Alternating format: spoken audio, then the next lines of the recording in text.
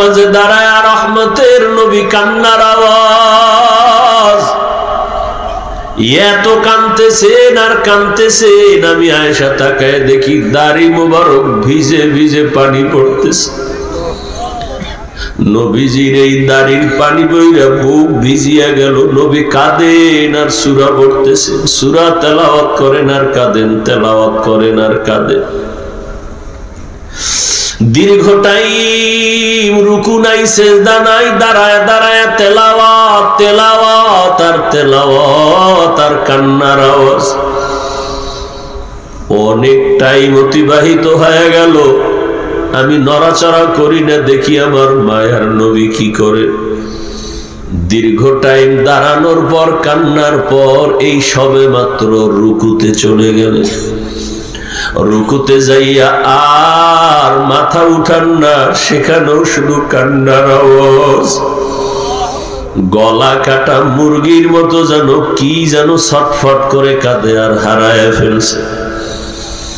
ওই রুকুর থেকে আর মাথা উঠান না, শুধু কান্না কান্না কান্না। দীর্ঘ সময় রুকুর পরে নবী মাথা মোবারক উঠায় দাঁড়াইনি। দীর্ঘ রাত চলে গেল, অনেক টাইম হয়ে গেল, মাত্র প্রথম রাকাতের প্রথম সিজদায় চলে গেলে। প্রথম সিজদায় গিয়া এই যে কান্নার আওয়াজ, এত কান্না, সিজদা থেকে আর মাথা উঠান না, শুধু কান্না আর কান্না। প্রথম রাকাতের মাত্র প্রথম সিজদা দিছেন, এখনো দ্বিতীয় সিজদা দেন নাই। এক সিজদায় কাঁদতেছেন, কাঁদতে কাঁদতে কাঁদতে কাঁদতে এতটা টাইম চলে গেল। হঠাৎ করে হুজরার পাশে বেলালের আওয়াজ। বেলাল রাদিয়াল্লাহু আনহু আয়েশা বলেন, ইয়া রাসূলুল্লাহ, আপনি কেমন আছেন? ফজরের সময় কাছে, তাড়াতাড়ি প্রস্তুতি নেন।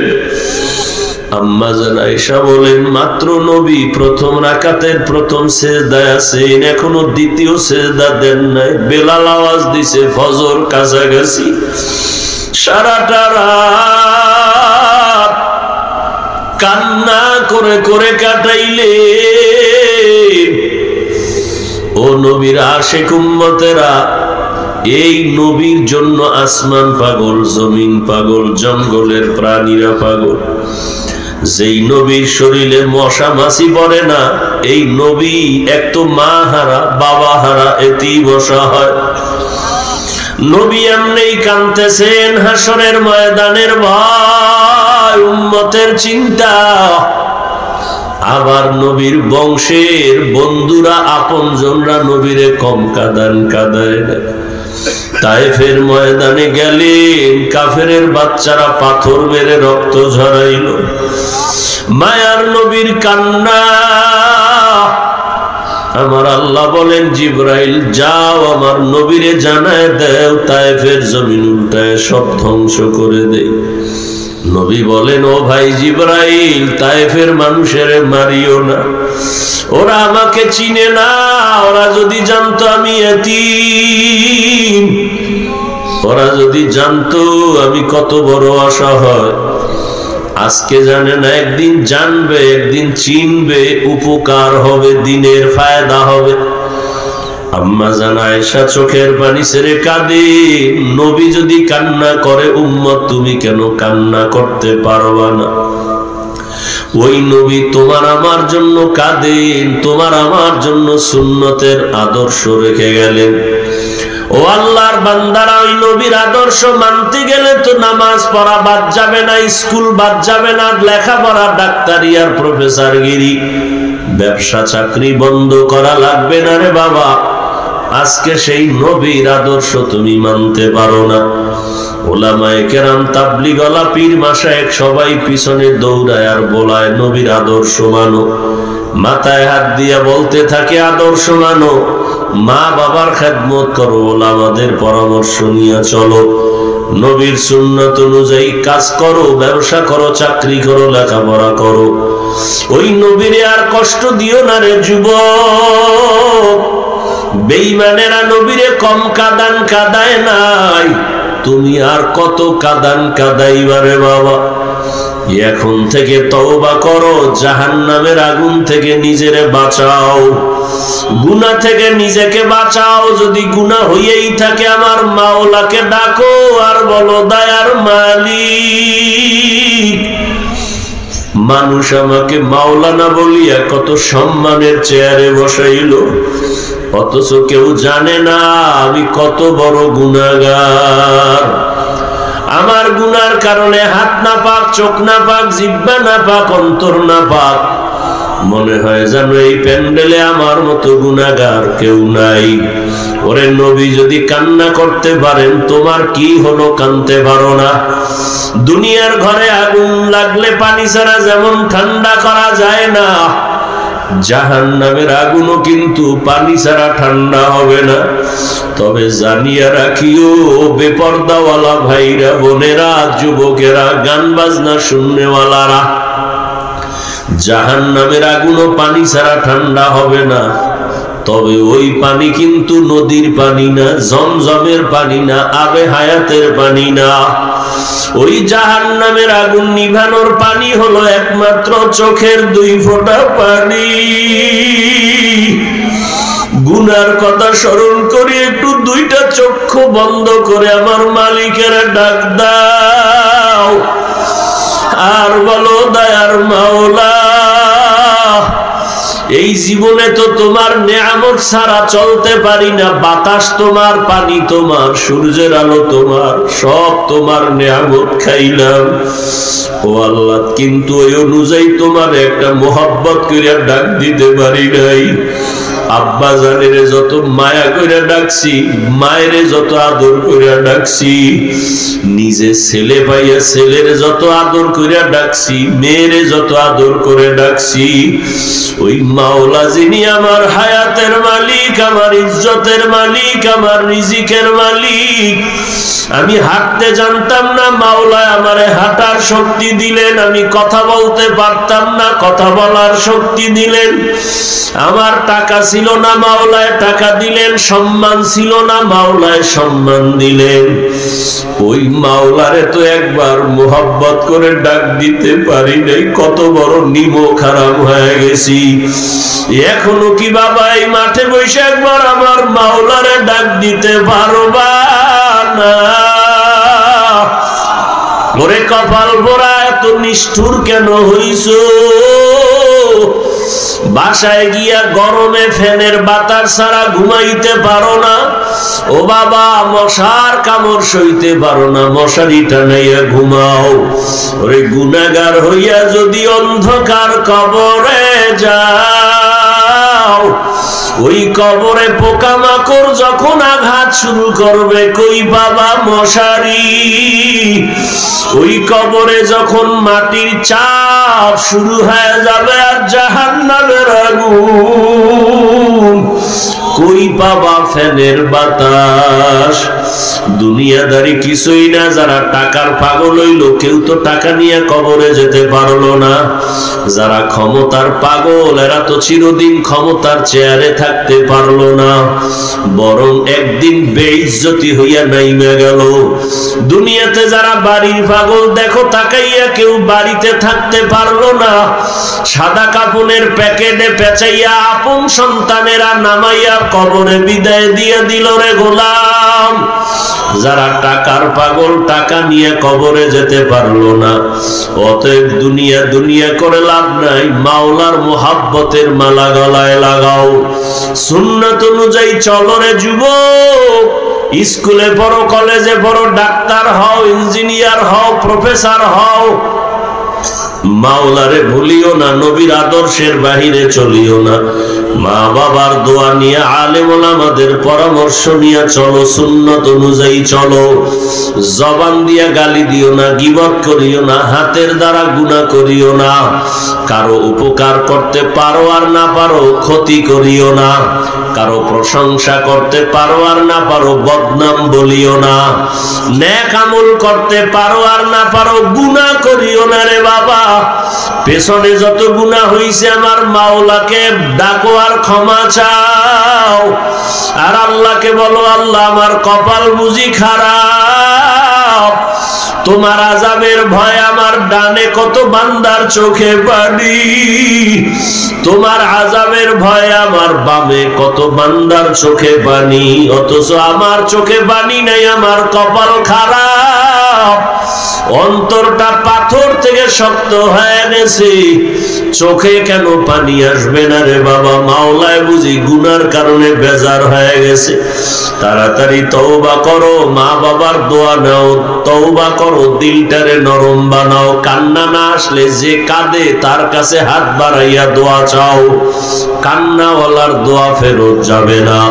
আল্লাহ আমাদের সবাইকে তওবাওয়ালা কান্নাওয়ালা জিন্দেগি দান করেন, গুনাহমুক্ত হইয়া নবীর তরিকা মানিয়া চলার তৌফিক দান করেন, আমিন। কান্না করো, যদি কান্না না আসে কান্নার বাহানা করো, তাতেও সওয়াব হবে। এত কানতে আল্লাহ কেন বলে? ওরে যেই নবীর কোনো গুনাহ নাই, যদি কেউ সন্দেহ করে তার ঈমান চলে যাবে। ওই নবী আপনার আমার কেমন মায়ার নবী, যেই নবী দুনিয়াতে আসিয়া একটা নজর বাবার চেহারা দেখতে পারেন নাই, জীবন ভর একবারও আব্বু বলে ডাকতে পারেন নাই, 6 বছরে মা হারা আমার নবী অসহায়, 8 বছরে নবী দাদা আব্দুল মুত্তালিবেরও হারায়া বড় অসহায়। আমার নবী এত বড় ইতিম, চারপাশে মনে হয় জানো তরবারি নিয়ে রেডি নবীরে জবাই করবে। যেই নবীর চেহারার দিকে তাকাইলে ক্ষুধা নিবারণ হয়ে যায়, জাহান্নামের আগুন হারাম হয়ে যায়। ওই নবীর শরীর মোবারকে মশামাছি পড়া হারাম। ওই নবী যেখানে কদম রাখেন দীর্ঘ বছর পর্যন্ত ওখান থেকে শুধু মিশকের ঘেরান আসতে থাকে। ওই নবীর ঘাম থেকে মিশকের ঘেরান আসে। ওই নবীর শরীর মোবারকে মশা পড়ে না, মাছিও পড়ে না। সূর্যের আলো নবীর মাথায় পড়ে কষ্ট লাগবে, এই জন্য মেঘের খণ্ড ছায়া দিতেছে। নবী রাস্তা দিয়া হাঁটতেছেন, দুপাশের গাছ নত হইয়া নবীরে সালাম দিতেছে। জঙ্গলের প্রাণীরা নবীরে সালাম জানায়। তারপরেও নবী আম্মা জান আয়েশা রাদিয়াল্লাহু তাআলা আনহা বলেন, মায়ার নবী দেখি একদিন আমার হুজরার মধ্যে আসলেন। সাহাবায়ে কেরাম আম্মা জানের একদিন বলে, ও আম্মা জান, নবীজিকে অনেক দেখছেন, অনেক ঘটনা আপনি জানছেন, একটু আশ্চর্য ধরনের ঘটনা আমাদের শুনাইবেননি? আম্মা জান পাল্টা প্রশ্ন করলেন, ও সাহাবায়ে কেরাম, নবীজির এমন কোনটা আছে যেটা আশ্চর্য না? নবীর জীবনের এমন কোনটা আছে ঘটনা যেটা আশ্চর্য না? সবই তো আশ্চর্য। তবে শুনেন একটা ঘটনা আমি বলি। আম্মা জান আয়েশা রাদিয়াল্লাহু আনহা চোখের পানি ছেড়ে বলতেছে, একদিন ঈশার নামাজ পড়ে নবী আমার হুজরায় আসছেন। দেখলাম নবী মুস্কি হাসেন, আর আমাকে বলছেন, ও হুমায়রা, ও আবু বকরের মেয়ে, আজকের রাত্রটার জন্য আমাকে একটু রুখসত দিবেননি, আমার একটু ছুটি দিবেননি?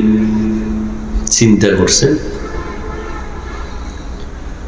কেমন মায়ার নবী আমার?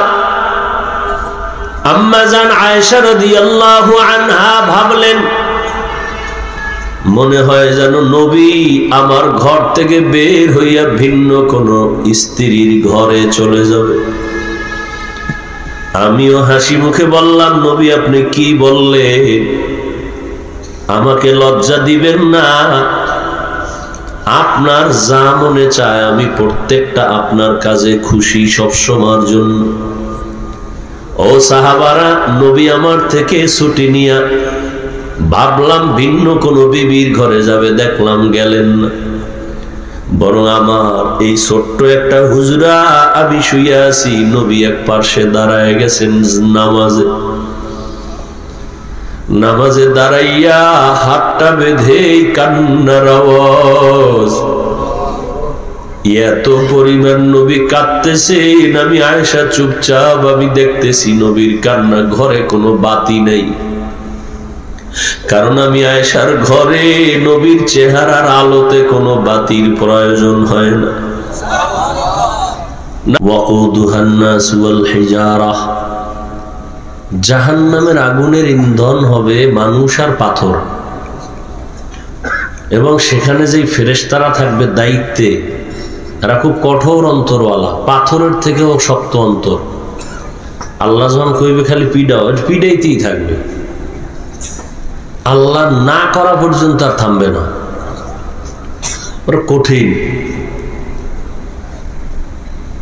এই জন্য রাসূল হাদিসে বলেন, আলা সাবধান হে উম্মত, কুল্লুকুম রাঈন, তোমরা প্রত্যেকেই দায়িত্বশীল, অকুল্লুকুম মাসউলুন আন রাইয়াতিহি, এবং আল্লাহর কাছে দায়িত্বের কারণে জবাবদিহিতার কাঠগড়ায় প্রত্যেককেই হাজির হতে হবে। সাহাবী জিজ্ঞাসা করলেন, দায়িত্বশীল কারা, কার উপর? নবীজি বললেন, যার অধীনে যারা থাকে, অধীনস্থদের কর্তা যিনি, সে দায়িত্বশীল। যেমন মা বাবা সন্তানের দায়িত্বশীল, কারণ সন্তান মা বাবার অধীনেই থাকে। ছাত্ররা শিক্ষকদের অধীন, অতএব সমস্ত শিক্ষক সমস্ত ছাত্রদের দায়িত্বশীল। স্ত্রীর জন্য স্বামী দায়িত্বশীল, মুসল্লিদের জন্য ইমাম খতিব দায়িত্বশীল, ওয়ার্ডের জন্য মেম্বার দায়িত্বশীল, ইউনিয়নের জন্য চেয়ারম্যান দায়িত্বশীল, গোটা দেশের জন্য সরকার দায়িত্বশীল, উম্মতে মুসলিমার জন্য উলামায়ে আহলে হক দায়িত্বশীল। আল্লাহ কি বলেন, এই দায়িত্বশীলরা, তোমার দায়িত্ব কিন্তু দুইটা। এক নাম্বার, তুমি জাহান্নাম থেকে বাঁচবা, দুই নাম্বারে তোমার আহালকে বাঁচাবা। মা বাবার আহালকে সন্তান, শিক্ষকের আহাল ছাত্র, স্বামীর আহাল স্ত্রী। অতএব মা বাবা জাহান্নাম থেকে আগে নিজে বাঁচো, দ্বিতীয় দায়িত্ব সন্তানকে বাঁচাও। শিক্ষকরা জাহান্নাম থেকে নিজেকে বাঁচাবেন, দ্বিতীয় দায়িত্ব ছাত্রদেরকে বাঁচাবেন। প্রত্যেক স্বামী জাহান্নাম থেকে নিজেকে বাঁচাবেন, স্ত্রীকে জাহান্নাম থেকে বাঁচাবার চেষ্টা। এই উঠো কেন?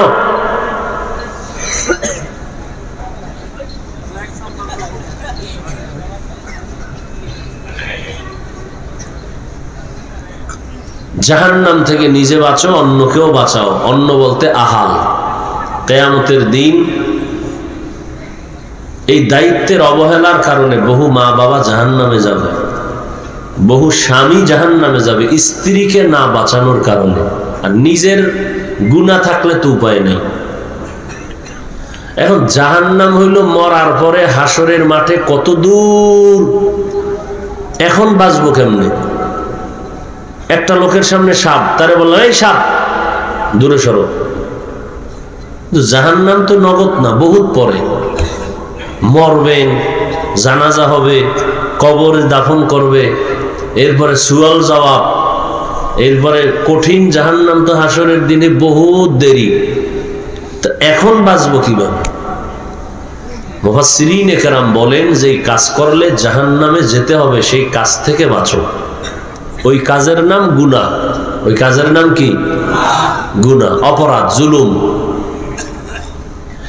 وَأَمَّا مَنْ خَافَ مَقَامَ رَبِّهِ وَنَهَى النَّفْسَ عَنِ الْهَوَى فَإِنَّ الْجَنَّةَ هِيَ الْمَأْوَى। আল্লাহ বলেন, হাসরের ময়দানে আমি রবের সামনে দাঁড়াইয়া হিসাব দেওয়ার ভয়ে যারা গুনাহ থেকে নিজেকে বাঁচাবে, কিসের থেকে? গুনাহের থেকে নিজেকে বাঁচাবে, আমি আল্লাহ ওয়াদা করলাম তার ঠিকানা হবে জান্নাতুল মাওয়া। কেমন জান্নাত? যেখানে শান্তি আর শান্তি, কোনো অশান্তি हर के दारत खौफे हक दर दिल मदाम जन्नतुल मअवा देहद उरा मकाम। जुज़्बा हक़ची ज़े मखा अज़ इंसो जा फज़ले उआ मस्ते दरजुम ला जहा। জাহান্নাম কি বুঝেননি? জাহান্নাম আসলে কি? সূর্য, বরফ, কি আগুন? আগুন কি? দুনিয়া তো আগুন আছে না? জাহান্নামেরও আগুন, দুনিয়ারও। এটাও কি? ব্যবধান আছে না নাই? এক নাম্বার ব্যবধান, দুনিয়ার আগুনে মানুষের বেশিরভাগ উপকার করে, মাঝে মাঝে ক্ষতি করে। উপকার করে না? খানা পাকাই কি দিয়া? আগুন দিয়া। আবার মার্কেট জ্বালায় দেয় কি দিয়া? দুনিয়ার আগুন মাঝে মাঝে ক্ষতি করে, বেশিরভাগ উম্মতের উপকার করে।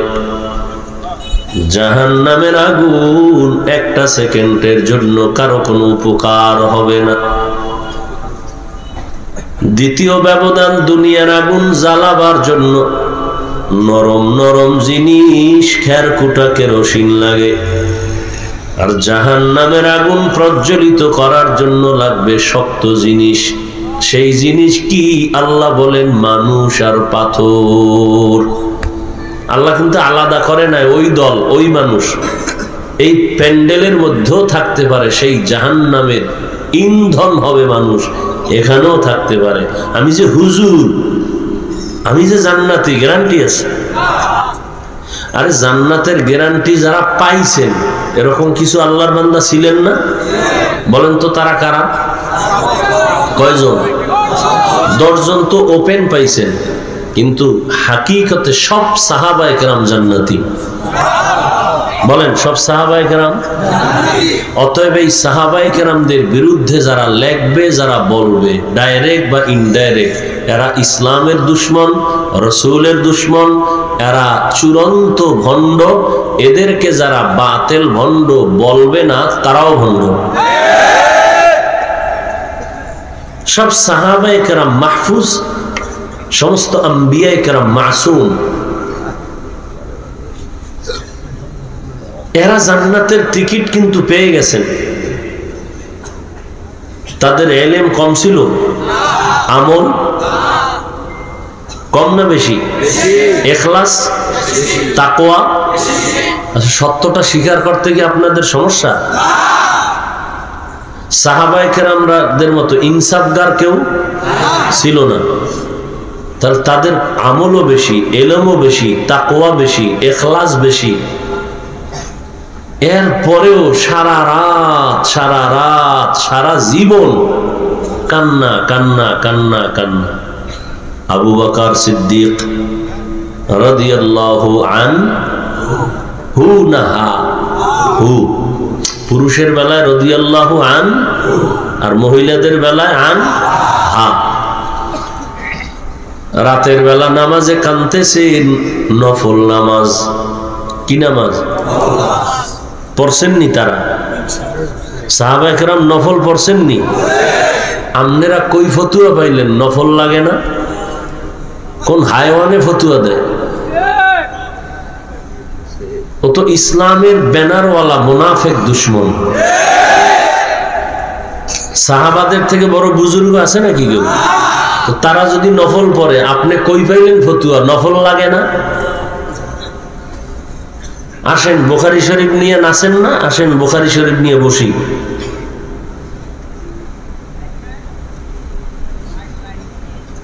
এই যারা বলে নফল টফল লাগে না, ওলিয়া উলিয়া লাগে না, এরা কোরআন শরীফেরও দুশমন, বুখারী শরীফেরও দুশমন।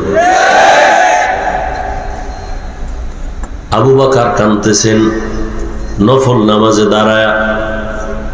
নবী বলেন, কেন কাঁদলেন?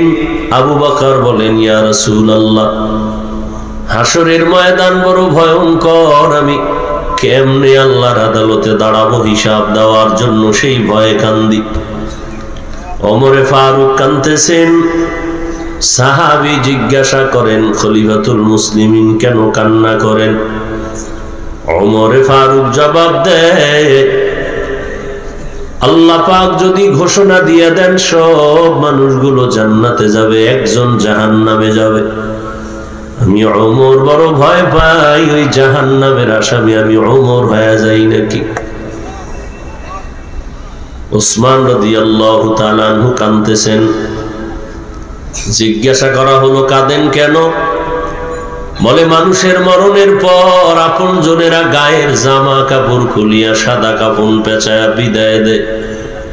ওই অন্ধকার কবর যেখানে বিছানা নাই বাতি নাই, ওই কবরে গিয়া তিনটা প্রশ্নের জবাবে যদি আটকায় যায় বাকি ঘাটির মধ্যে কি উপায় হবে আমার? কাঁদতেছেন হযরত আলী, কাঁদতেছেন। এমন একজন আল্লাহওয়ালা পাবেন না যারা মরণ পর্যন্ত কাঁদেন নাই। আর এই ময়দান কান্নার ময়দান, এই প্যান্ডেল তওবা করার প্যান্ডেল, গুনাহ মাপ চাওয়ার প্যান্ডেল। মাওলায় কানে ধইরা আইনা দিছে, কিন্তু কপাল পোড়ারা কাঁদেও না। কেউ কান্না করলেও তা দেখতে পারে না, পছন্দ করে না। এরকম কপাল পোড়া নাই? নিজেও কাঁদে না, কেউ কান্না করলে পছন্দ করে না। কত বড় আল্লাহর দুশমন, কত বড় নিকৃষ্ট দুশমন। অথচ আল্লাহ বলেন ফালিয়াজহাকু কালিলা ওয়ালিয়াবকু কাসীরা, কম হাসো বেশি কাঁদো। নবীও বলেন উম্মতেরা কান্না কর, ইবকু ফাইল্লাম তাবকু ফাতাবাকু। আলহামদুলিল্লাহি রাব্বিল আলামিন والصلاة والسلام على سيد الأنبياء والمرسلين وعلى آله وأصحابه أجمعين يا أرحم الراحمين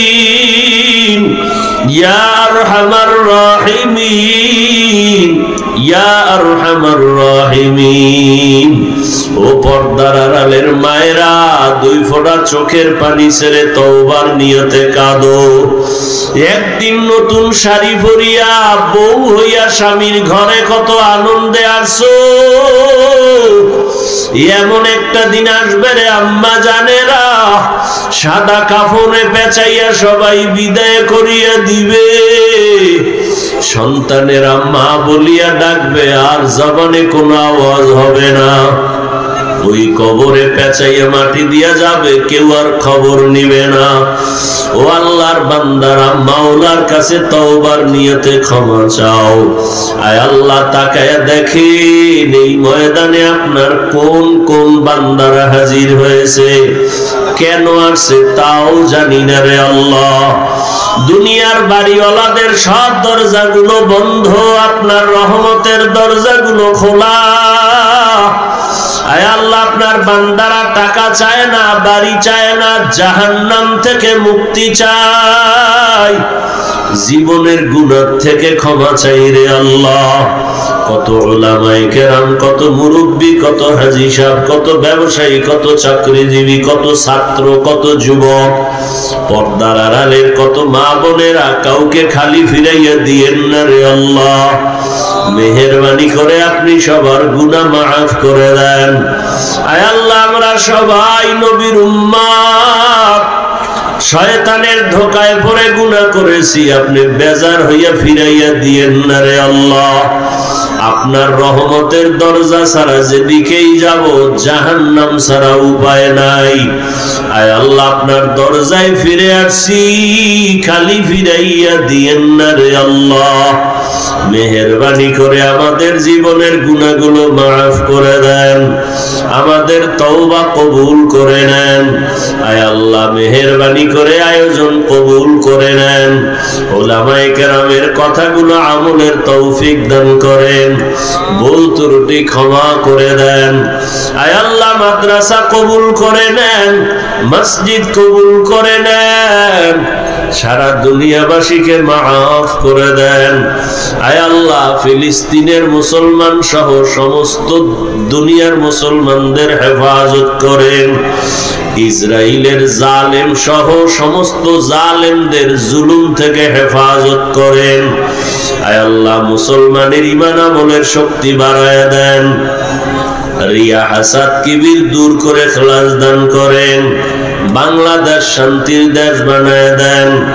প্রবাসে যারা সবাইকে হেফাজত করেন, আয় আল্লাহ প্রশাসনিক ভাবে যারা কাজ করে দ্বীনের খাদেম বানায় দেন। ব্যবসা চাকরি যারা করে সবার কামাই রুজিতে বরকত বাড়ায় দেন। হারাম থেকে হেফাজত